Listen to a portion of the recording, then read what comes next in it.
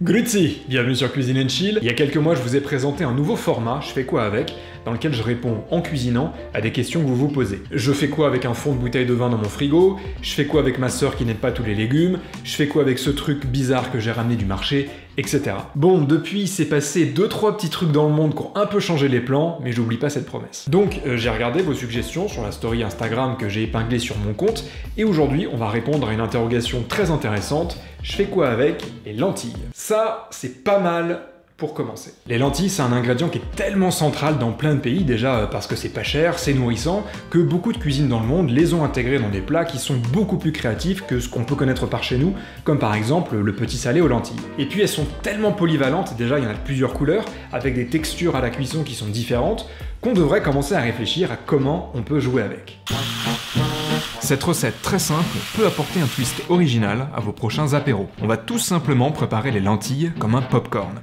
Pour cette recette, je vais prendre des lentilles brunes, elles ont l'avantage d'être parmi les variétés les plus grosses, donc elles vont pouvoir gonfler plus et apporteront plus de croquants.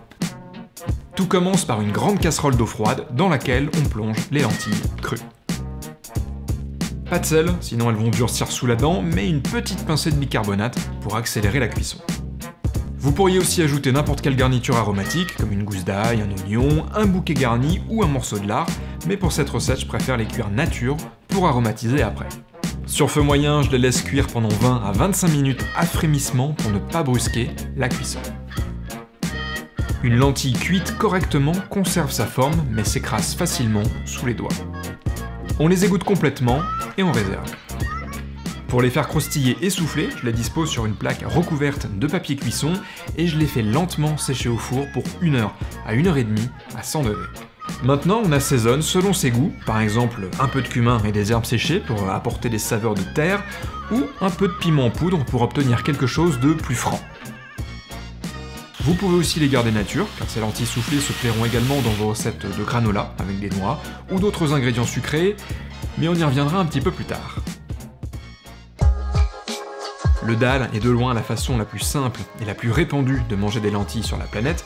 Ce ragoût de lentilles aromatisées et épicées est une recette à garder impérativement dans vos carnets de tous les jours, car elle vous permettra de cuisiner rapidement un dîner simple, pas cher et délicieux, ce qui est triplement suffisant.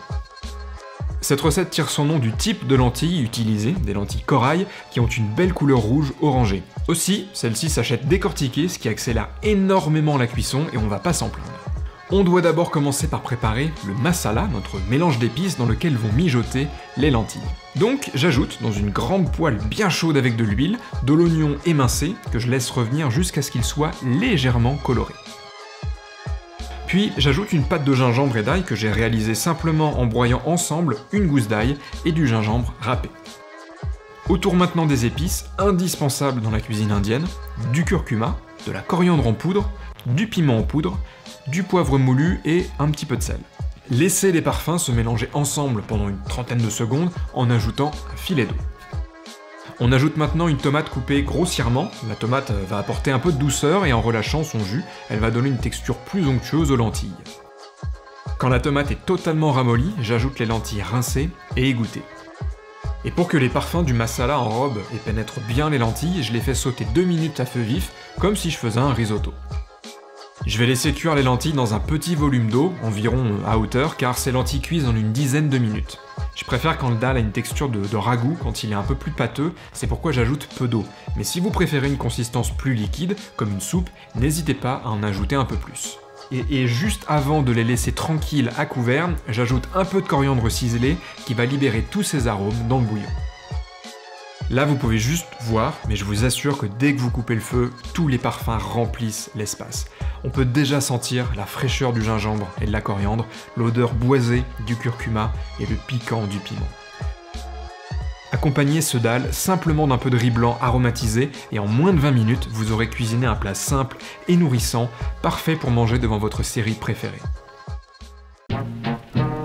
Les lentilles sont une bonne source de protéines végétales, même si c'est pas la légumineuse qui en contient le plus, donc j'ai cherché à savoir si on pouvait donner aux lentilles une texture aussi charnue que la viande, et je suis plutôt content du résultat.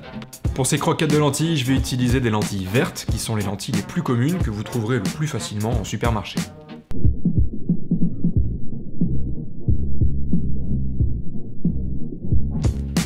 Commencez par les cuire de façon traditionnelle, puis égouttez-les avant de les remettre sur feu doux quelques minutes pour bien les sécher, car on aura besoin de lentilles débarrassées d'un maximum d'humidité. Pendant ce temps, je fais toaster quelques secondes des graines de cumin à sec, jusqu'à ce qu'une bonne odeur se dégage, avant de les broyer dans un mortier. Dans la même poêle, j'ajoute des oignons nouveaux et de l'ail. Ne vous préoccupez pas du tout de la découpe, de toute façon tout ça va finir dans un mixeur. Quand les oignons et l'ail sont légèrement brûlés, on retire du feu et on réserve.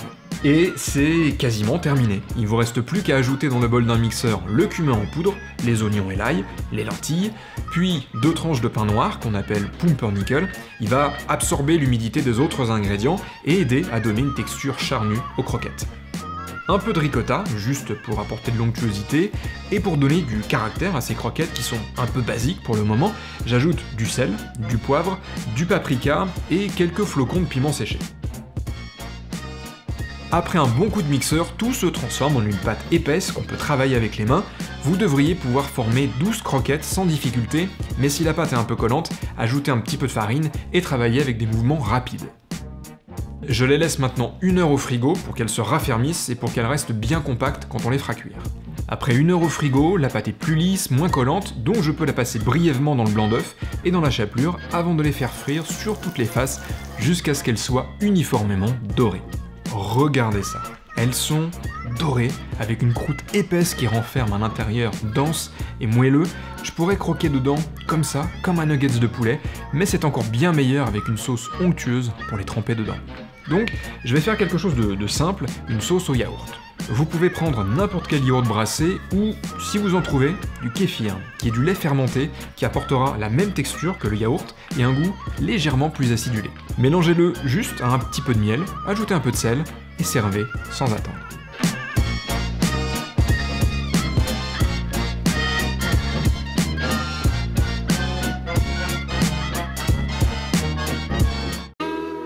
Et si je vous dis que j'ai envie de cuisiner les lentilles en dessert, vous allez me dire que je suis fou, mais ça on le sait.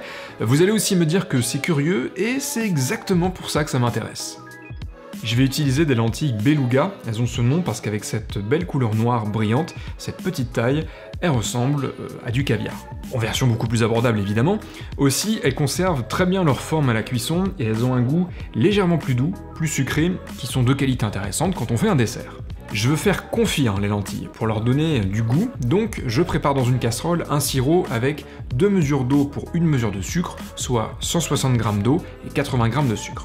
J'ajoute aussi les grains d'une gousse de vanille et la gousse fondue pour donner un maximum de goût, et sur feu moyen, j'attends que le sucre fonde complètement. L'odeur de vanille là envahit complètement la cuisine et mon sirop est prêt, donc je peux ajouter les lentilles cuites au préalable. La même méthode que dans la première recette de cette vidéo. Je vais les laisser confire pendant 1 heure à feu très doux en ajoutant un peu d'eau en cours de cuisson si elles s'évaporent trop vite. Les lentilles beluga conservent une brillance incroyable, renforcée en plus par le sirop. On pourrait presque les manger comme ça, nature, comme un porridge, mais je trouve que c'est bien meilleur avec de la glace ou avec des crèmes. Donc je vais préparer ici une crème anglaise express au lait d'amande en faisant bouillir un demi-litre de lait d'amande avec quelques gouttes d'amande amère pour renforcer le goût. Pendant ce temps, je fouette 4 jaunes d'œufs avec 80 g de sucre pour les faire blanchir. Puis j'ajoute en plusieurs fois le lait d'amande bouillant. De retour sur le feu, je mélange doucement jusqu'à ce que la crème épaississe un petit peu et qu'elle nappe la spatule. Si vous avez un thermomètre et que vous avez envie d'être précis, c'est exactement 83 degrés Celsius. Laissez refroidir complètement la crème dans un récipient dédié, avec des glaçons d'ailleurs c'est encore mieux. Elle va épaissir légèrement, ce qui offrira un coussin moelleux aux lentilles confites.